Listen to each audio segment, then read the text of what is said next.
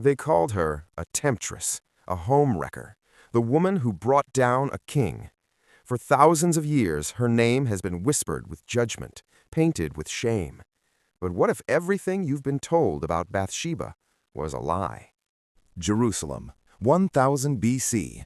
The golden city of King David gleams under the setting sun. But darkness is about to fall on one household. A darkness that will shatter lives, topple kingdoms, and yet somehow become part of God's greatest plan.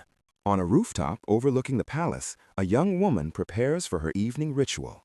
Her name is Bathsheba, daughter of Eliam, wife of Uriah the Hittite, one of King David's most loyal soldiers. She has no idea that at this very moment, someone is watching. Bathsheba is beautiful, yes, with dark flowing hair and eyes that reflect the Palestinian sky. But she is more than her appearance. She is devout, educated in the law by her grandfather Ahithophel, one of David's chief counselors. She is obedient to God's commandments, faithful to her husband, who fights in David's wars. Tonight, she performs the mikvah, a ritual purification bath required by Jewish law after her monthly cycle.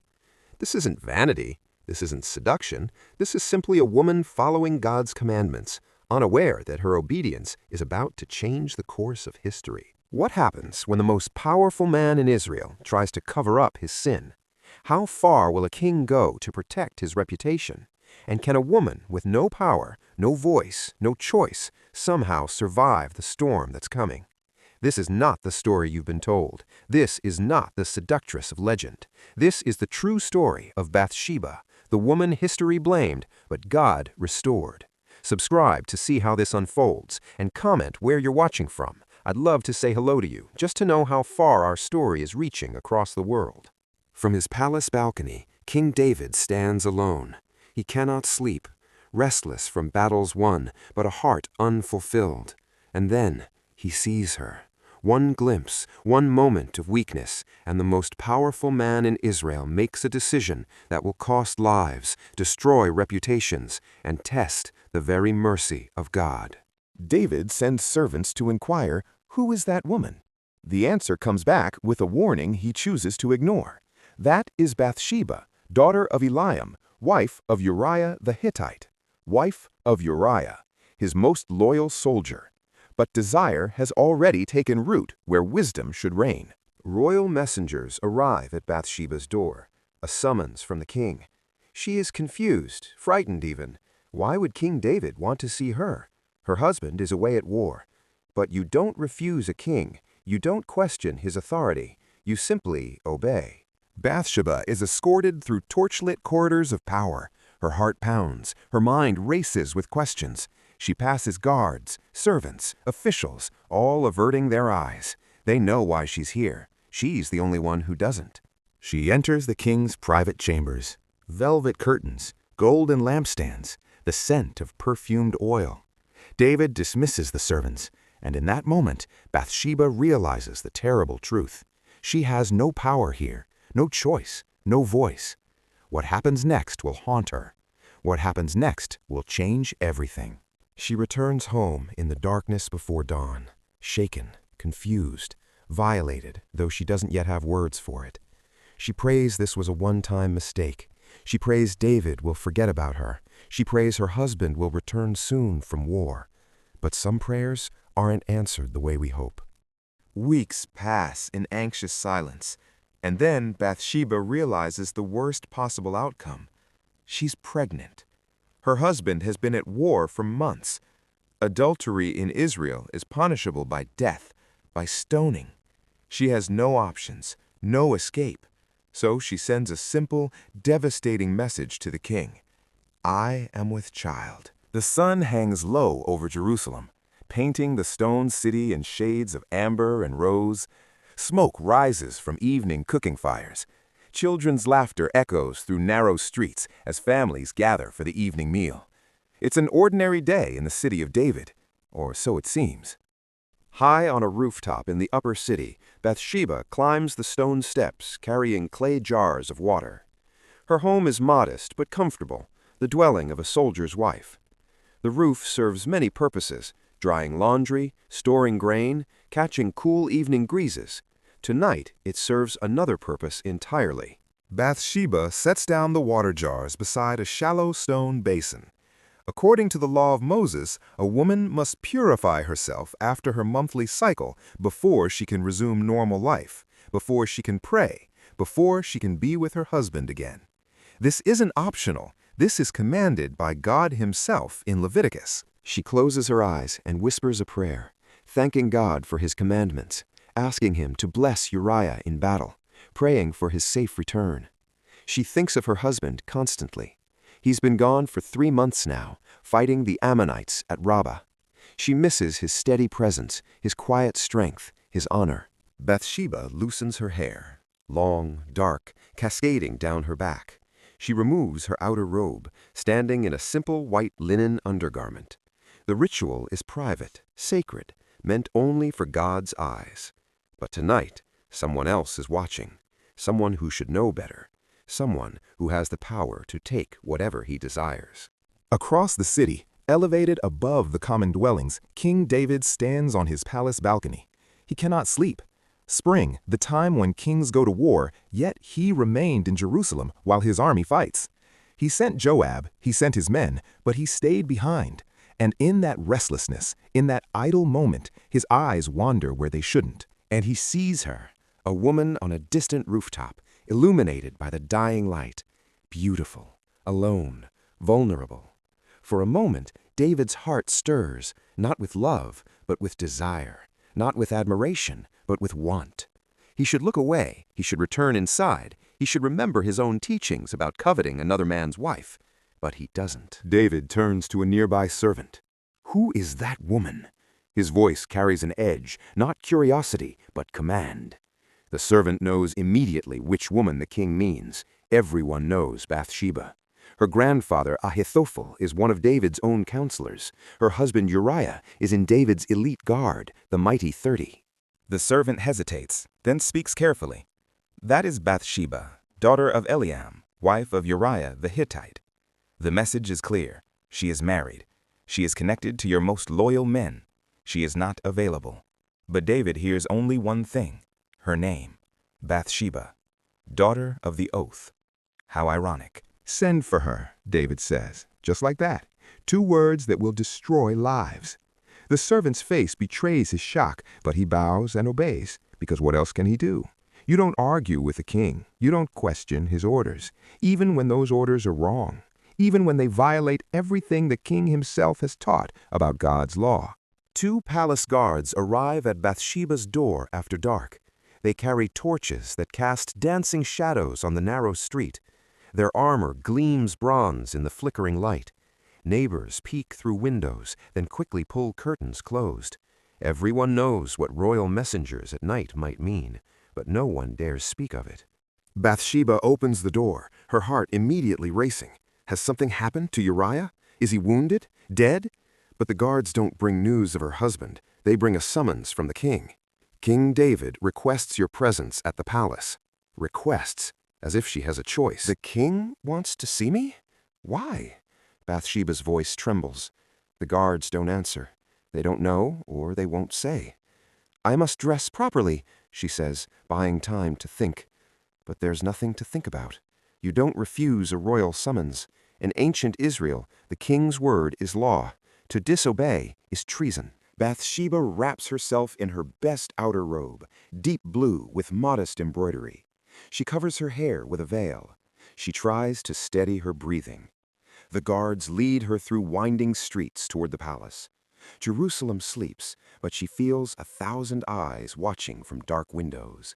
Tomorrow the whole city will whisper about Bathsheba walking to the palace after dark. The palace gates open with a heavy groan of bronze and wood. Bathsheba has never been inside the royal compound. It's overwhelming. Towering walls, courtyards filled with guards, rooms upon rooms glowing with lamplight. Servants move silently, eyes downcast. Everyone seems to know why she's here, everyone except her. They lead her through corridor after corridor. Stone walls hung with tapestries depicting David's victories, Goliath falling, the ark returning to Jerusalem, defeated enemies. Each image reminds her of the king's power, his authority, his ability to take what he wants. Her hands tremble beneath her robe. Palace servants press themselves against walls as she passes, averting their eyes. They've seen this before. Women summoned, women dismissed, women who leave the palace different than they arrived. An older female servant catches Bathsheba's eye for just a moment, and in that glance is pity, warning, and helpless sorrow. Finally, they stop before ornate double doors. A servant opens them, and Bathsheba is ushered inside. The guards remain outside. The door closes behind her with a soft, final click. She's alone with the king now, alone with the most powerful man in Israel, alone with no witnesses, no protection, no escape. The room is stunning. Velvet curtains in deep purple, golden lampstands casting warm light, Persian rugs, a low couch covered in silk cushions. Perfumed oil, frankincense, and myrrh scents the air. It's beautiful. It's seductive. It's a trap. And Bathsheba realizes in this moment exactly why she's here. David stands near the window. He's changed from his royal regalia into simpler robes. He turns to face her, and for a moment, Bathsheba sees conflict in his eyes, desire warring with conscience, but desire wins. "You're even more beautiful up close," he says. She doesn't know how to respond. Should she thank him? Run? Remind him she's married? "My lord king," Bathsheba begins, her voice sparely steady, "my husband Uriah serves you faithfully in battle. "I know who your husband is," David interrupts, stepping closer. "Uriah is a good man, loyal, brave." He pauses. "But he's not here, and you are." What happens next is not seduction. It's not romance. It's not mutual desire. It's the taking of power over powerlessness. It's a king using his authority to override a woman's will. The narrative will skip the details. They aren't necessary. What matters is this: Bathsheba enters that room as a faithful wife. She leaves as a victim. Later, hours or minutes, she can't tell, David dismisses her. "Return home. Speak of this to no one." It's not a request. It's a command backed by royal authority. Bathsheba nods mutely. She's beyond words, beyond tears. She's numb. A servant appears to escort her out through a side entrance. The palace must maintain appearances, after all.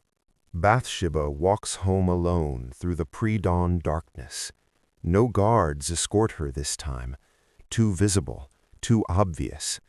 The city is still asleep, but she feels exposed, as if every stone knows her secret. Her mind spins with questions. Should she tell someone? Who would believe her against the king? What has she done? What has been done to her? She reaches her door as the first birds begin to sing. Her house looks the same. The water jars still sit on the roof from her ritual bath, the ritual that led to this nightmare.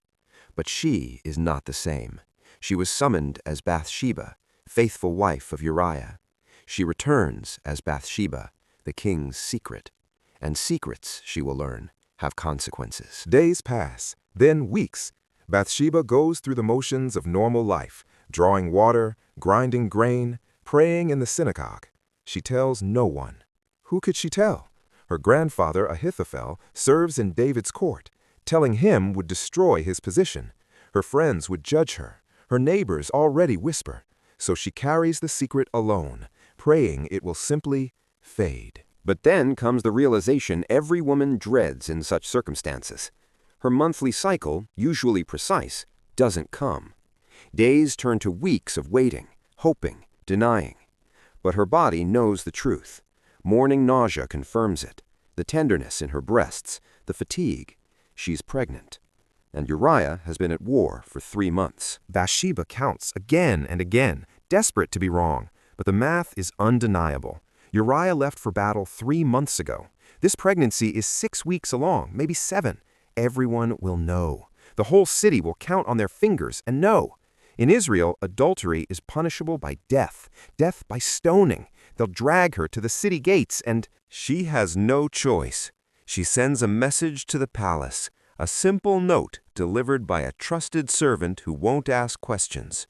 The message contains only 4 words in Hebrew. Hara anoki, I am pregnant. No accusation, no plea, just the devastating fact. David needs to know. Whatever happens next is in his hands now. In the palace, David unrolls the small parchment. His face goes pale.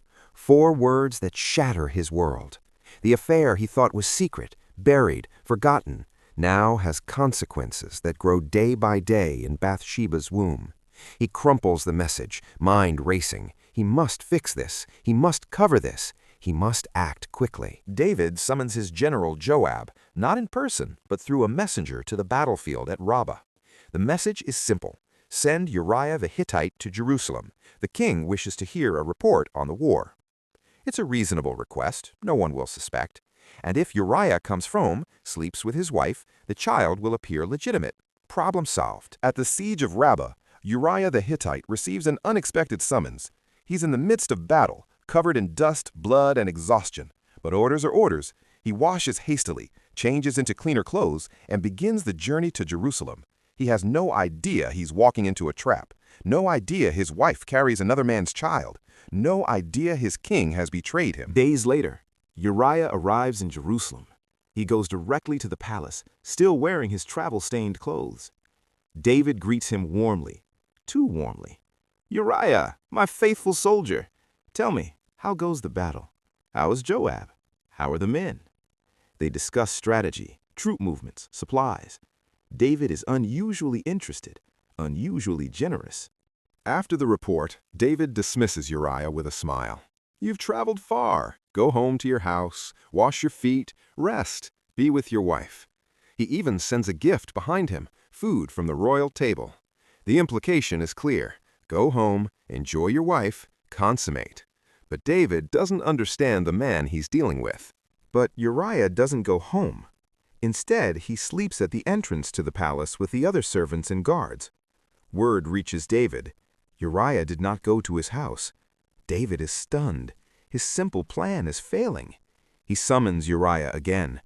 "Haven't you just come from a journey? Why didn't you go home?" Uriah's answer is devastating in its integrity. "The ark and Israel and Judah are dwelling in tents, and my commander Joab and my lord's men are camped in the open fields. How could I go to my house to eat and drink and lie with my wife? As surely as you live, I will not do such a thing." David tries one more time. He invites Uriah to dinner, gets him drunk with wine, thinking alcohol will weaken his resolve. But even drunk, Uriah maintains his honor.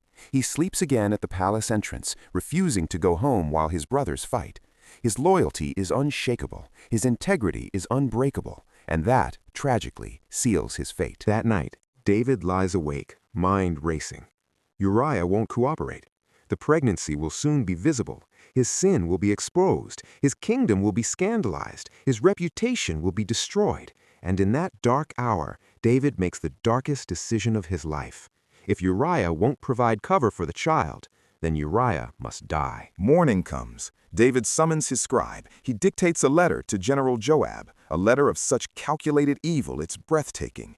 Put Uriah in the front line, where the fighting is fiercest, then withdraw from him so he will be struck down and die. Simple, efficient, murderous. And David seals it with his own royal seal. The cruel irony. David sends the letter back to the battlefield with Uriah himself. The faithful soldier carries his own death warrant, sealed and unread. He has no idea the parchment in his satchel condemns him. No idea his king has ordered his murder. He travels back to Rabbah, eager to return to his brothers, eager to fight for his king. At the siege of Rabbah, General Joab breaks the royal seal and reads David's letter. His face hardens. He understands immediately, this isn't military strategy, this is murder. But Joab is a practical man, loyal to David, willing to get his hands dirty. He's done questionable things before. He'll do this too. Without a word, he burns the letter. Joab calls his commanders. "Tomorrow we assault the city wall at the weakest point. Uriah the Hittite will lead the advance." The commanders nod. Uriah is brave, skilled, the obvious choice. But Joab adds quietly, "When he engages, pull back the support troops. Make it look natural, like we're regrouping.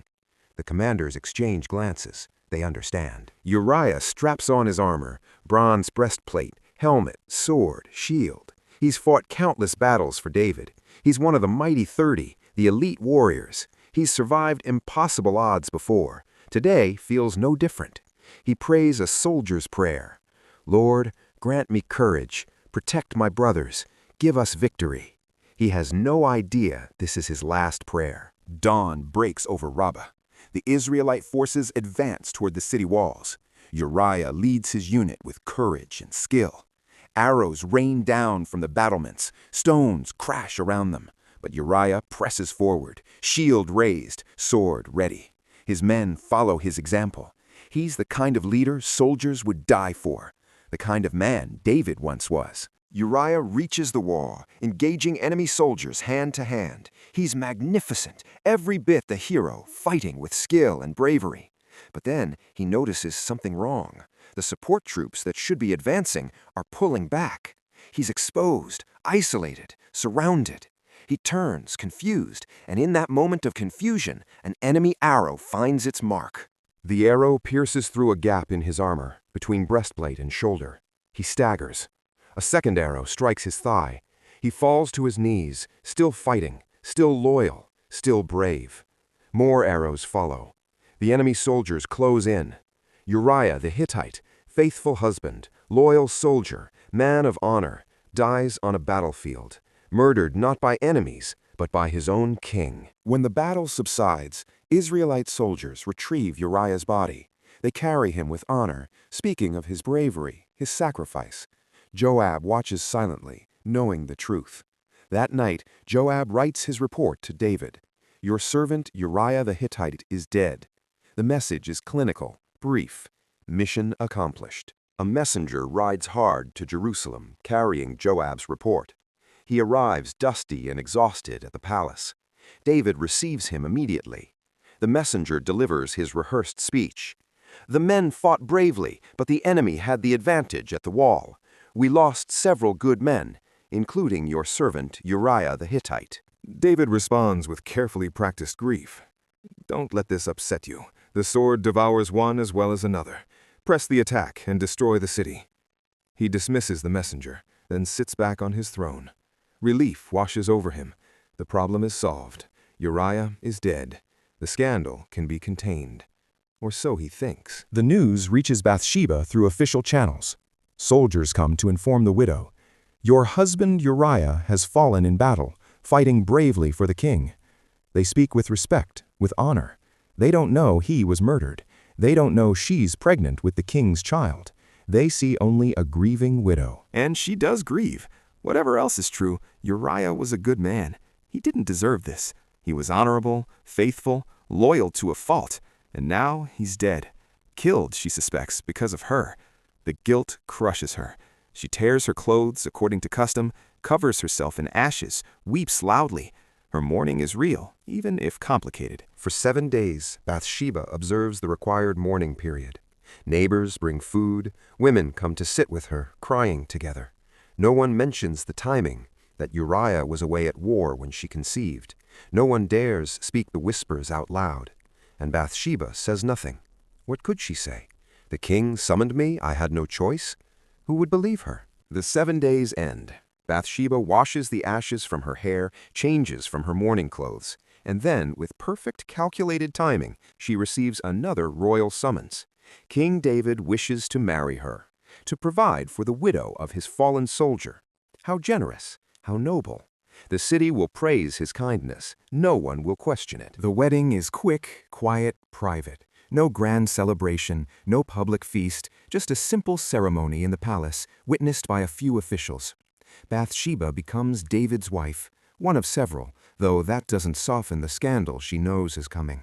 She's visibly pregnant now. People will count, people will whisper, but she'll be protected by the king's name. Bathsheba moves into the palace, into the women's quarters. She has her own room, her own servants. It's luxurious compared to her modest home, but it's a cage nonetheless.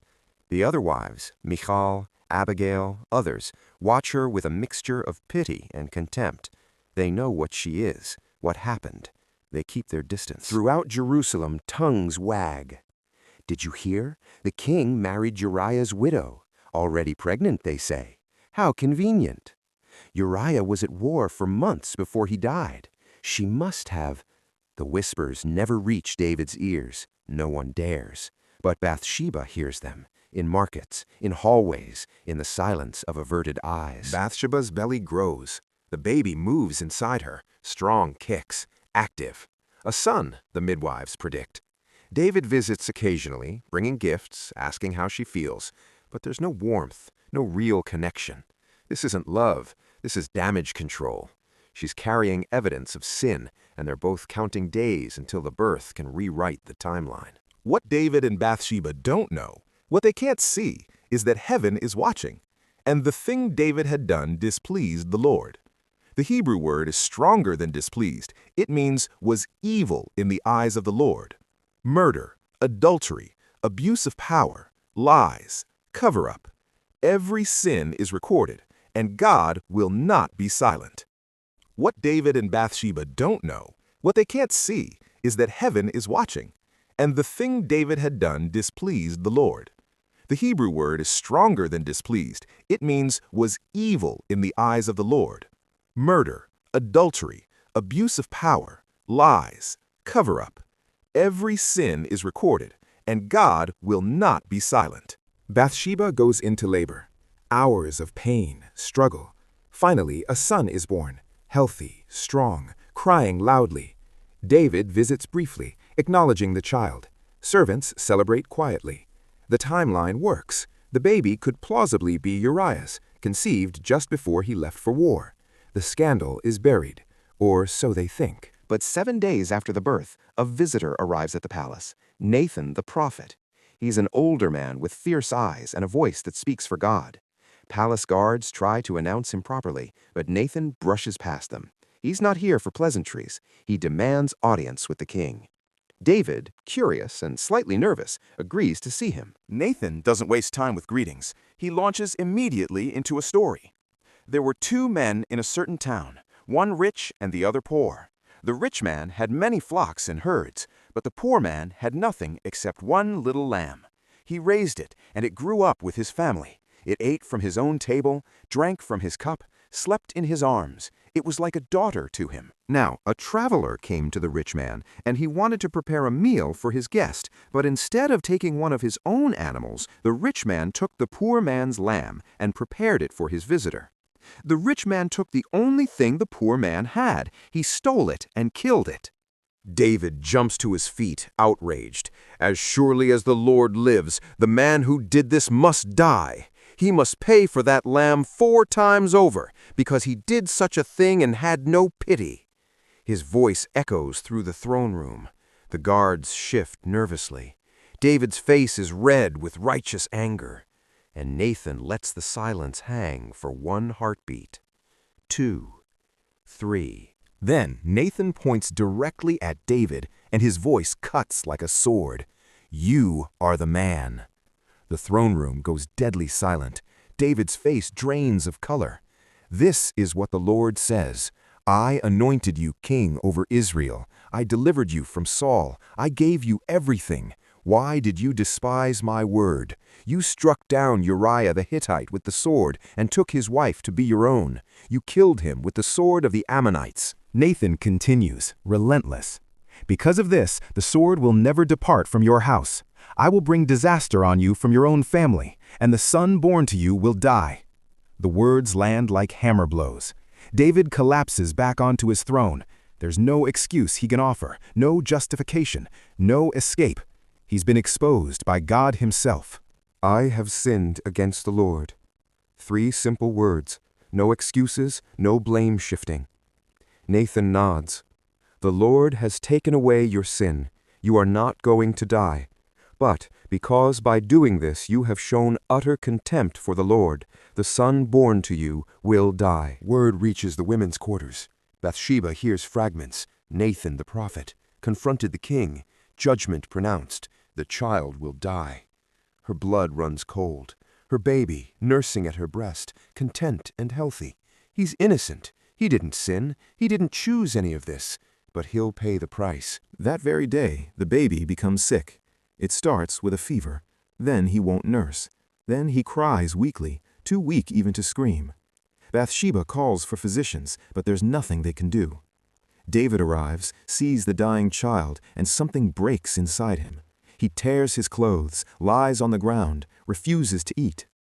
For 7 days, David fasts and prays. He lies prostrate on the floor of his chamber, begging God to spare the child.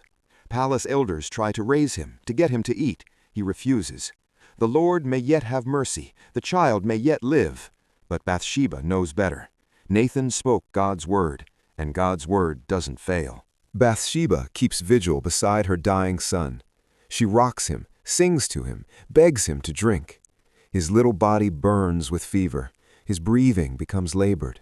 She knows what's coming, but she can't accept it. This is her son, her baby. He's innocent. Why must he die for their sin? Where's the justice in that? On the 7th day, the baby's breathing becomes shallow, irregular. Bathsheba holds him close, feeling his heartbeat slow. David is still in his chamber, fasting, praying. The baby takes one last shuddering breath and is still. Bathsheba doesn't scream. She doesn't cry out. She just holds him, numb, as servants rush to inform the king. Palace servants whisper anxiously, "How can we tell the king the child is dead? While the baby was still living, we spoke to him and he wouldn't listen to us. What will he do to himself if we tell him the child is dead?" They huddle, arguing in hushed tones, afraid to deliver the news. But David sees them whispering. He rises from the floor, his voice hoarse. "Is the child dead?" The servants exchange glances. Finally, one nods. "He is dead." The room holds its breath, waiting for David to collapse, to rage, to break. But instead, David does something unexpected. David stands, washes himself, changes his clothes, puts on oil. He goes to the house of the Lord and worships. Then he returns to the palace and asks for food. The servants are stunned. While the child was alive, you fasted and wept. Now that he's dead, you get up and eat? David's explanation is profound. While the child was still alive, I fasted and wept. I thought, who knows? The Lord may be gracious to me and let the child live. But now that he is dead, why should I go on fasting? Can I bring him back again? I will go to him, but he will not return to me. It's acceptance. It's faith. It's moving forward despite pain. Then David does something he's never done. He goes to Bathsheba, not as king to subject, not as man taking what he wants, but as fellow mourner, fellow sufferer, fellow sinner who has lost a child. He enters her chamber, where she still holds the dead baby, and he says simply, "I'm sorry for all of it." For the first time, they grieve together, not as king and subject, not as man and trophy, but as two people who have sinned and suffered and lost. Bathsheba finally allows herself to weep, not the performative mourning of custom, but deep, wrenching sobs. And David holds her, weeping too. This child's death has cost them both. The baby is buried quietly, without fanfare, a tiny grave in the family tomb. No name is recorded. The biblical text simply calls him the child. He lived 7 days. He was innocent, and his death purchased something profound, the beginning of genuine relationship between David and Bathsheba. After the burial, something shifts between David and Bathsheba. The forced marriage becomes real. The transaction becomes relationship. They begin talking, really talking. He tells her about his failures, his sins with other women, his complicated family. She tells him about her grandfather, her education, her faith. They're both broken, and in that brokenness, something real emerges. Months pass. Bathsheba heals, physically and emotionally. And then, unexpectedly, she conceives again. This time, it's different. This time, there's no scandal, no cover-up, no fear. This time, it's a child born from genuine relationship, from repentance, from God's merciful restoration. As her belly grows with this new life, Bathsheba dares to hope. Maybe this child will live. Maybe God's judgment has been satisfied. Maybe, just maybe, restoration is possible, even after the worst sins. She doesn't know yet that this child will be the wisest king in history, or that her name will be written in the lineage of the Messiah.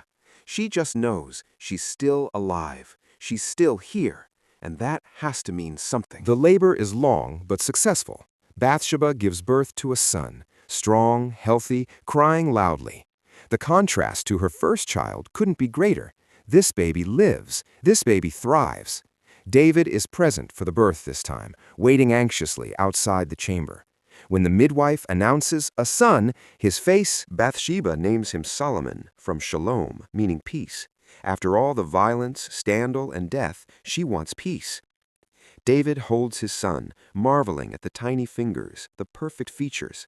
Solomon, he repeats. Yes, a good name. This child represents a fresh start, a new chapter. God's judgment has passed. Now comes God's blessing. But then Nathan the prophet returns. Bathsheba's heart skips. Has he come with more judgment, more death?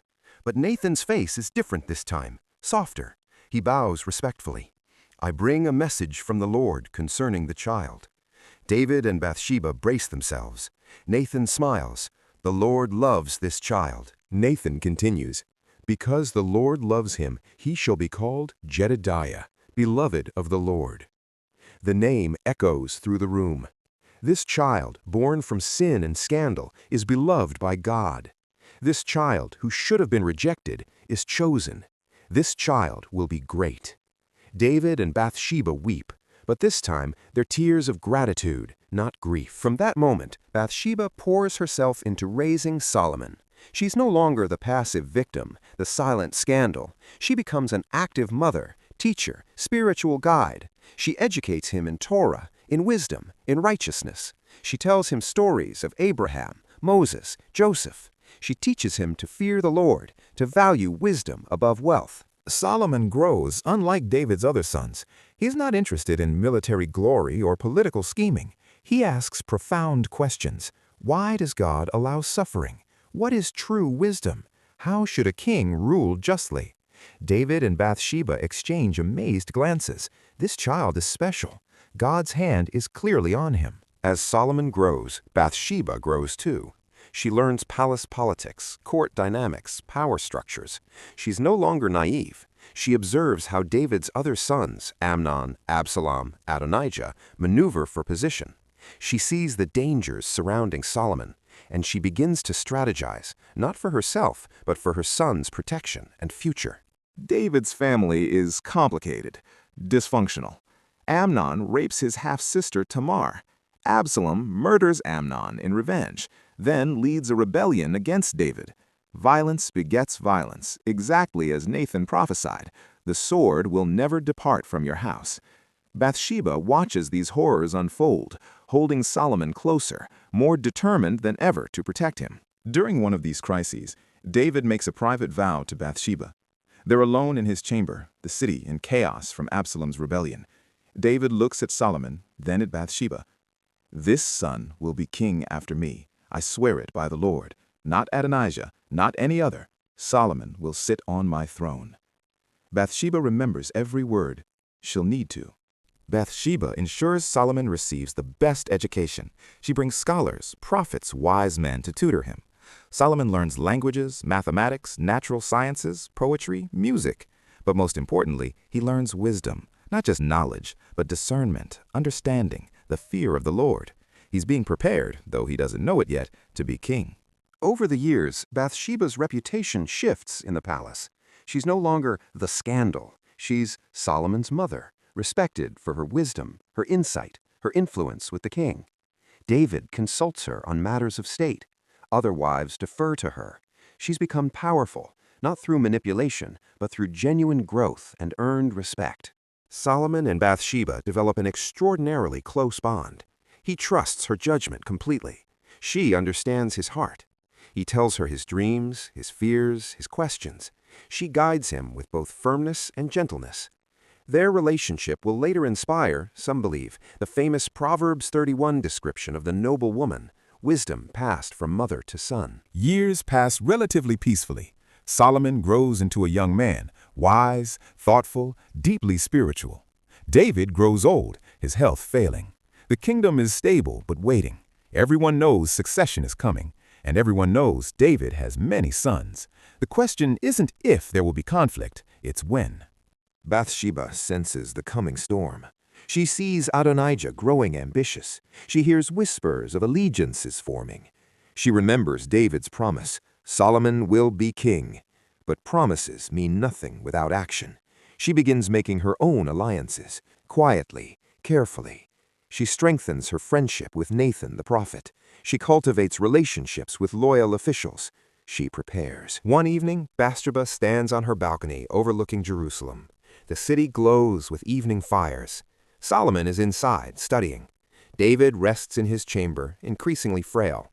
Everything seems peaceful, but Bathsheba knows better. The victim she once was has become a strategist, and she's ready for whatever comes next. King David, now 70 years old, can barely rise from his bed. His once mighty frame is wasted. He shivers despite heavy blankets. Palace servants bring young women to warm him, but nothing helps. The kingdom watches anxiously. The great king who killed Goliath, who unified Israel, who brought the ark to Jerusalem, is dying, and he hasn't formally named his successor. David's son Adonijah sees his opportunity. He's handsome, charismatic, fourth in line, but the oldest surviving son. He declares to his supporters, "I will be king." He prepares chariots and horsemen, recruits 50 men to run before him, all the trappings of royalty.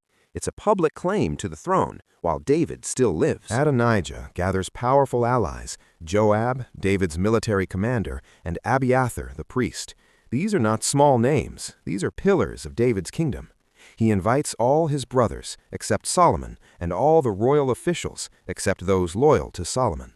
Then he holds a feast at the stone of Zoheleth, near the spring, essentially a coronation celebration. The exclusions are pointed. Solomon isn't invited. Nathan the prophet isn't invited.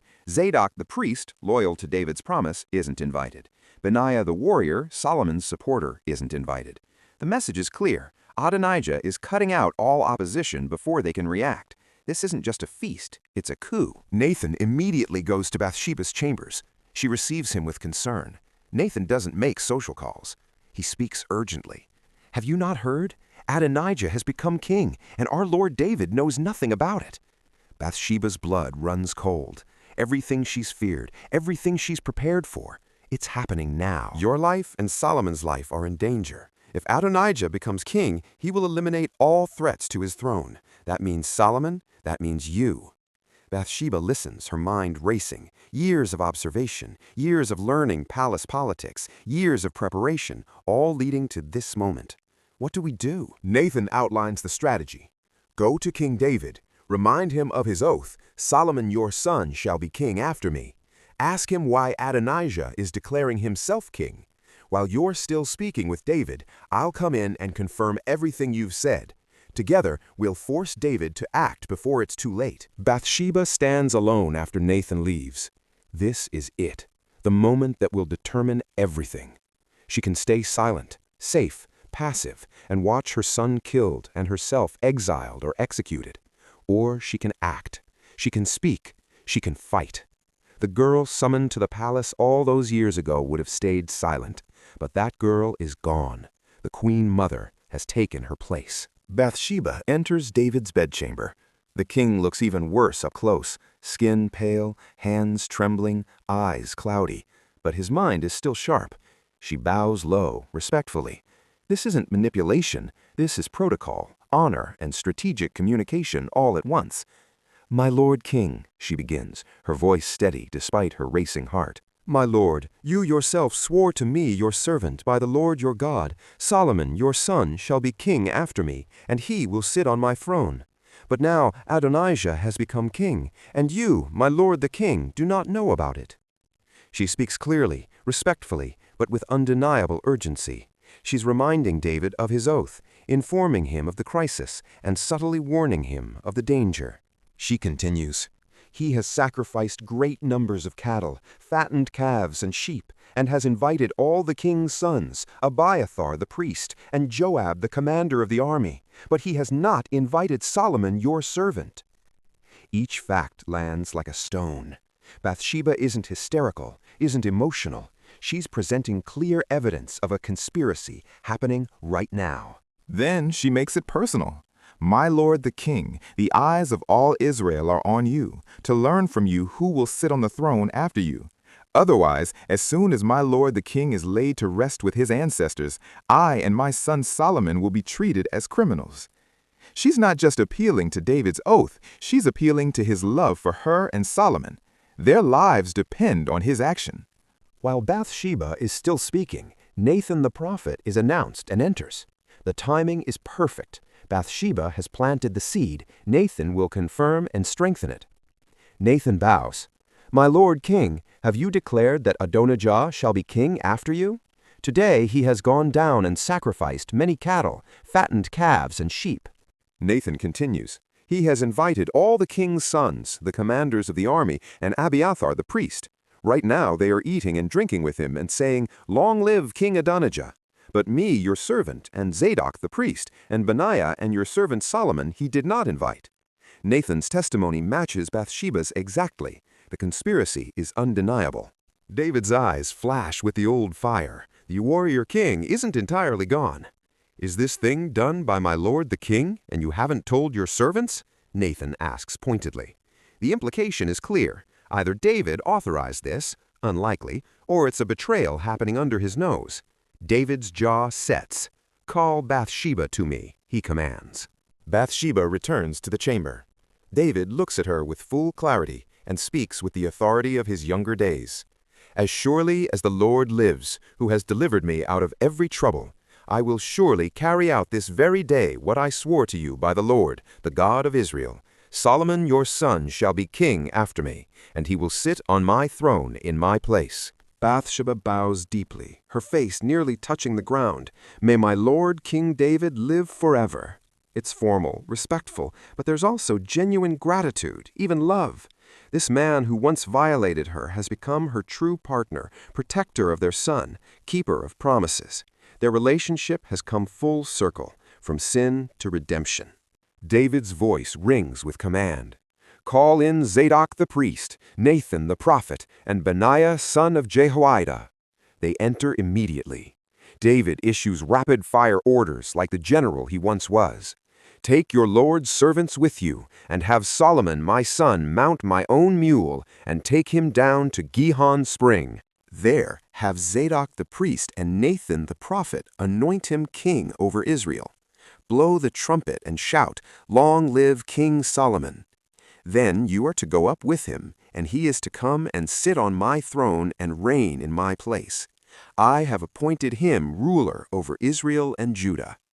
The orders are specific, public, and immediate. There will be no ambiguity. Amen. May the Lord, the God of my lord the king, so declare it.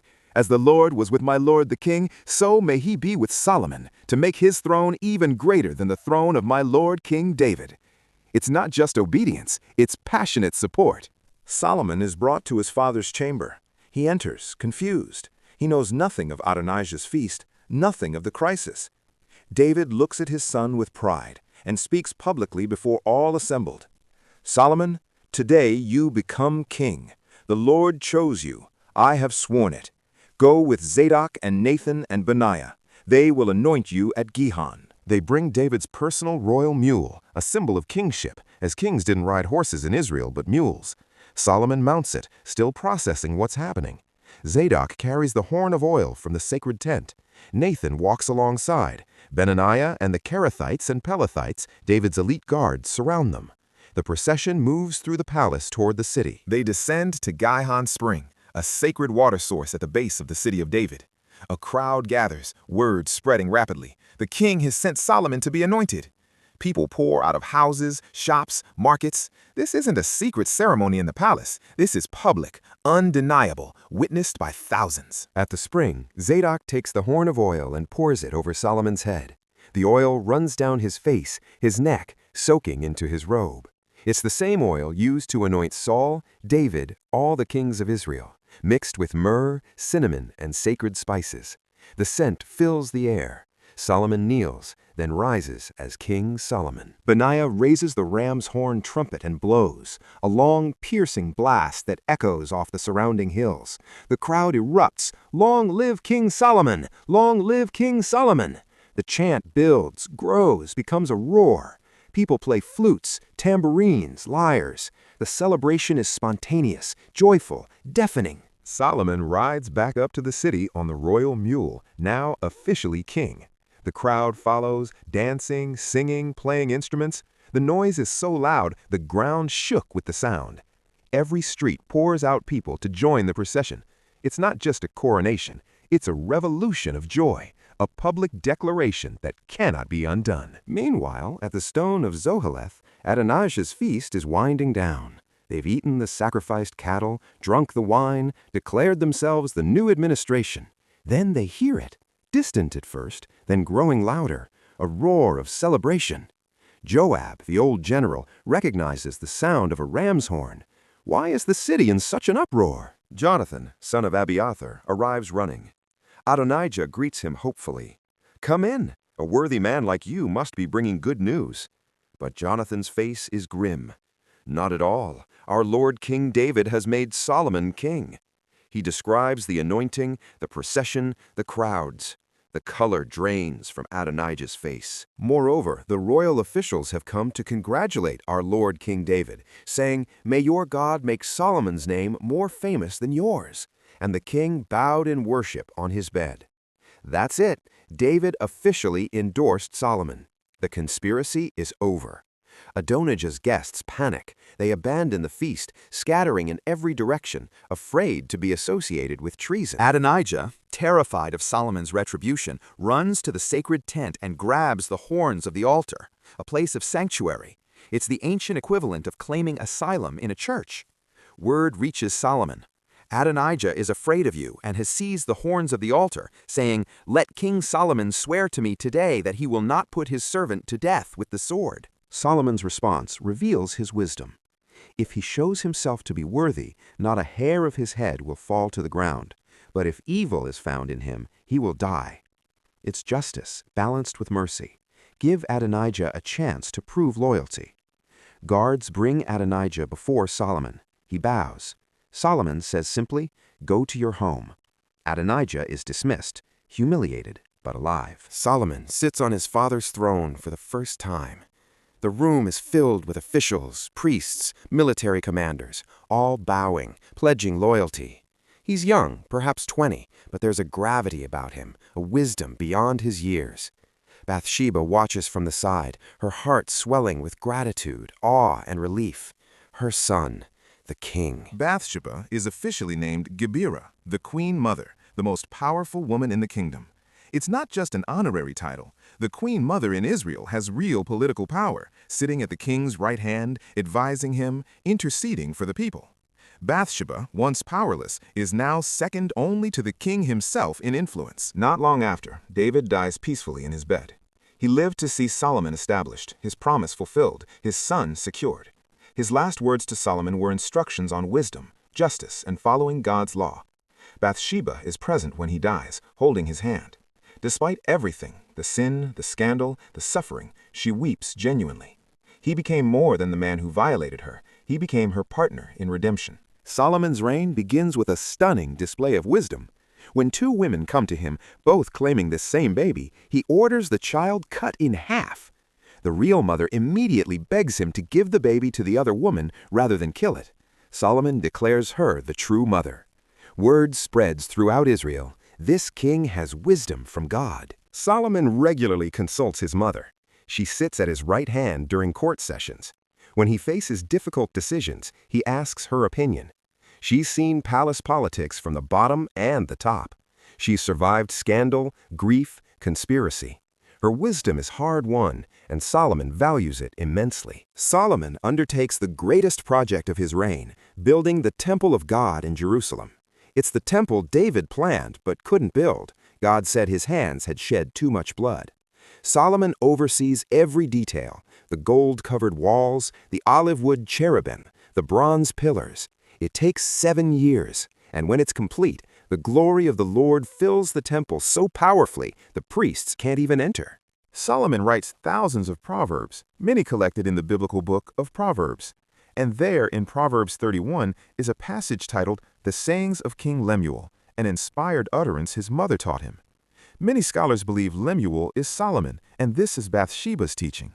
The noble woman described, wise, strong, entrepreneurial, God-fearing, sounds like the woman Bathsheba became. Solomon's wisdom becomes legendary. The Queen of Sheba travels from distant lands to test him with hard questions. When she sees his wisdom, his palace, his wealth, and his devotion to God, she declares, "The report I heard in my own country about your achievements and your wisdom is true." Solomon's reign fulfills every promise, and Bathsheba sees it all. In her later years, Bathsheba sometimes walks the palace rooftops at sunset, the same rooftops where her story began. She thinks of that frightened girl bathing, unaware she was being watched. She thinks of Uriah, honorable and dead. She thinks of her first child, buried nameless, and she thinks of Solomon, the wisest king who ever lived.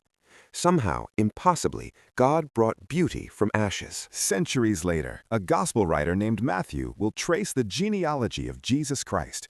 He lists the patriarchs, Abraham, Isaac, Jacob, Judah, and then he does something unusual. He includes women, not the respectable ones, but the scandalous ones. Tamar, who posed as a prostitute, Rahab, an actual prostitute, Ruth, a foreigner.